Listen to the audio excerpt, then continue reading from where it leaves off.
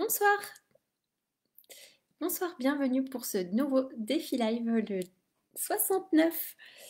Voilà, j'espère que vous avez passé une bonne journée, un bon dimanche. Et bien aujourd'hui, j'ai envie de vous parler d'écrire pour conscientiser. Alors, écrire pour conscientiser, voilà, on peut conscientiser beaucoup de choses en écrivant.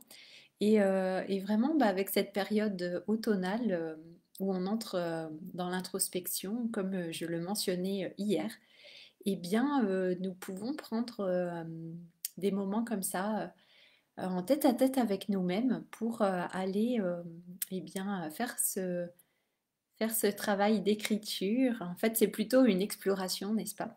Et explorer, nous explorer nous-mêmes et découvrir le propre mystère que nous sommes, car effectivement, il y a beaucoup de mystères à l'intérieur de nous.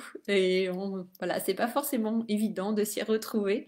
Et c'est vrai que le fait d'écrire, eh bien, ça permet de poser les choses, en fait, et de comprendre comment on fonctionne, parce que c'est quand même pas simple.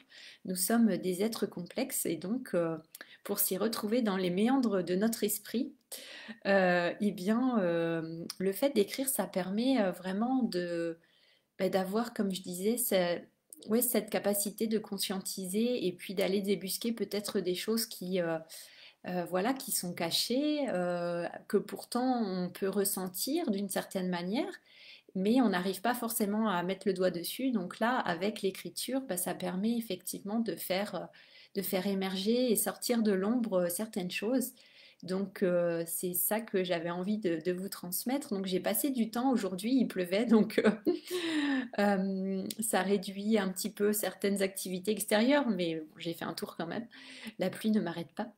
Et j'ai passé quand même du temps à écrire et j'ai trouvé vraiment beaucoup de croyances, hein. Bon, je ne sais pas si on aura fini un jour, mais beaucoup de croyances qui étaient là. Et le fait d'écrire, bah, déjà, ça permet aussi de faire des libérations émotionnelles aussi, puisqu'il peut y avoir des émotions qui se réveillent. Donc on peut se libérer émotionnellement et surtout on peut comprendre voilà, ce qui se passe dans notre petite tête, n'est-ce pas?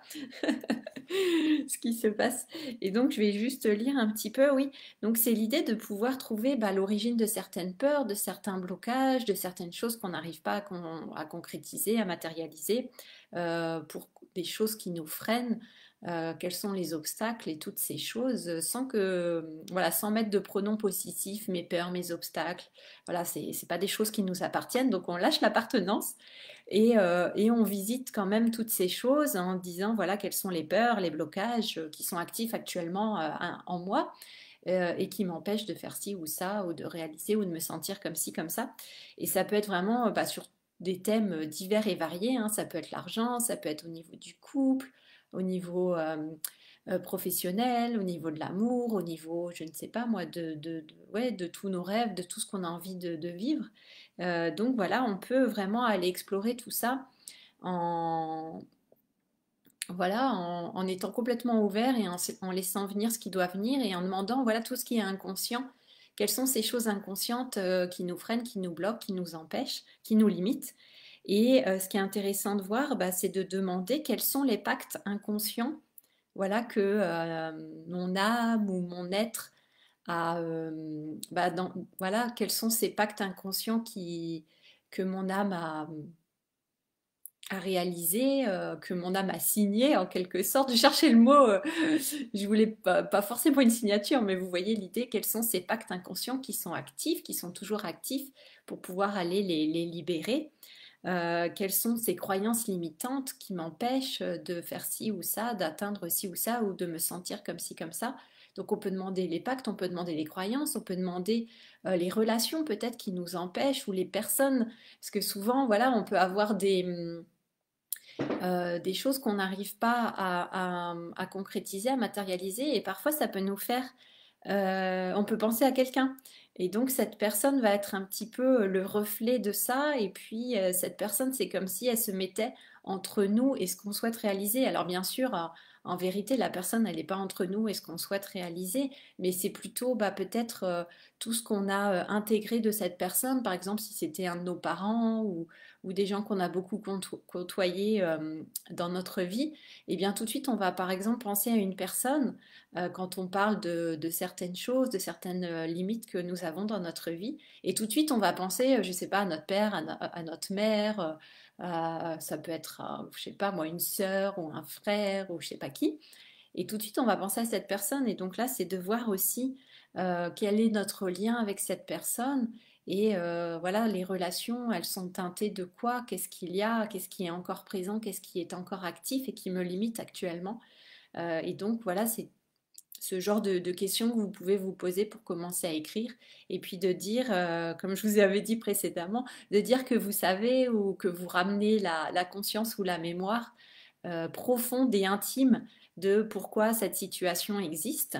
Et de dire, je sais intimement et profondément, voilà, quelle est cette limite qui m'empêche, et puis vous laissez venir, et puis votre main elle va écrire ce qui vient et ce qui est prêt peut-être à être libéré aujourd'hui, à l'heure actuelle.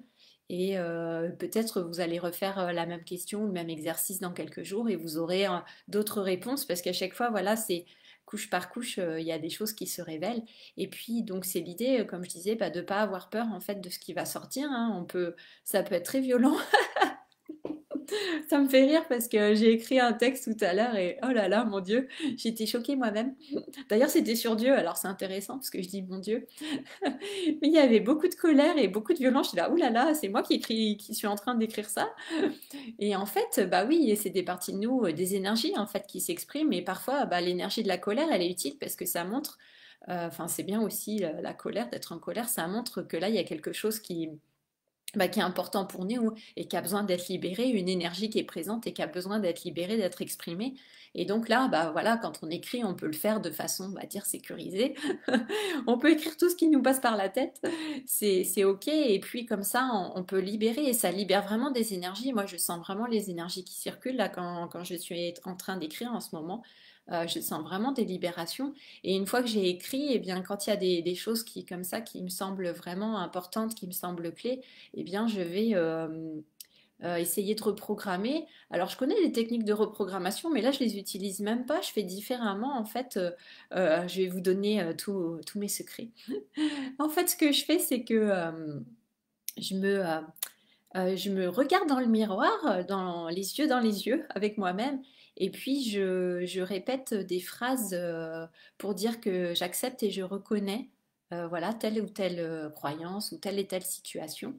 Et puis ensuite, une fois que j'accepte vraiment, que j'ai laissé partir vraiment les émotions qui pouvaient vraiment se réveiller quand je disais ça, et des fois c'est vraiment pas facile hein, de dire ça.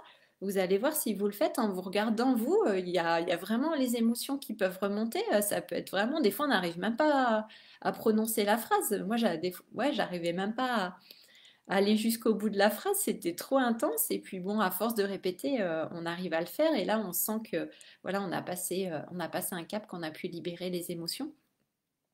Et ensuite, eh bien, on peut continuer avec ouais, ce qu'on appelle des affirmations positives ou peut-être plutôt, oui, la décision qu'on prend ici et maintenant, ce qu'on décide pour changer ça. Et pareil, de le faire en se regardant droit dans les yeux, droit dans le miroir, pour ancrer ça. Après, les personnes qui connaissent le FT, bah, vous pouvez aussi faire avec le FT, hein, c'est puissant aussi. Donc en fait, il y a plein de techniques, c'est à vous de tester et de voir ce qui est le plus efficace pour vous, ce que vous pouvez faire seul, là si vous avez envie d'explorer ça. Et puis après, bah oui, vous pouvez toujours faire ça en étant accompagné par des gens qui sont spécialisés pour ce genre de choses. Mais voilà, on peut déjà faire un beau nettoyage et un beau ménage par soi-même. Et je pense que ce travail d'écriture, eh bien, il est vraiment important, voilà, de le faire là, de façon personnelle, pour aller débusquer un petit peu tout ça et puis de pouvoir libérer. Et ça fait vraiment du bien, c'est très libérateur. Et ouais, c'est très puissant. Voilà, voilà. Donc c'est ce que j'avais envie de vous partager pour aujourd'hui. Donc, je vous invite vraiment à faire ça, et puis si ça vous parle, et puis vous pouvez même publier certains textes comme j'avais fait là, par rapport à la liberté et à la réussite. Voilà, il y a des choses qui effectivement qui peuvent servir à beaucoup de personnes, puisqu'on on raisonne souvent avec des croyances très très similaires, hein. Nous sommes des êtres humains, et souvent, évidemment, on retrouve des points communs. Donc ça parle aussi ouais, en général, ça parle à beaucoup de monde. Donc je vous invite aussi, ben, si vous souhaitez les partager d'une manière ou d'une autre, faites selon votre inspiration, votre intuition. Et puis voilà, donc je vous souhaite de belles explorations à la rencontre de vous-même, à la rencontre de ce qui a besoin d'être libéré, ce qui est mûr pour être libéré. Voilà, nous continuons les récoltes, donc là aussi nous pouvons faire des libérations en fonction de ce qui est mûr. C'est des fruits de libération. Voilà, voilà. Eh bien, c'est tout pour aujourd'hui. Je vous souhaite une très belle soirée ou une très belle journée. Et puis, bah voilà, on se retrouve demain pour un nouveau live et de nouvelles aventures. Voilà, à bientôt. Au revoir. Ciao, ciao.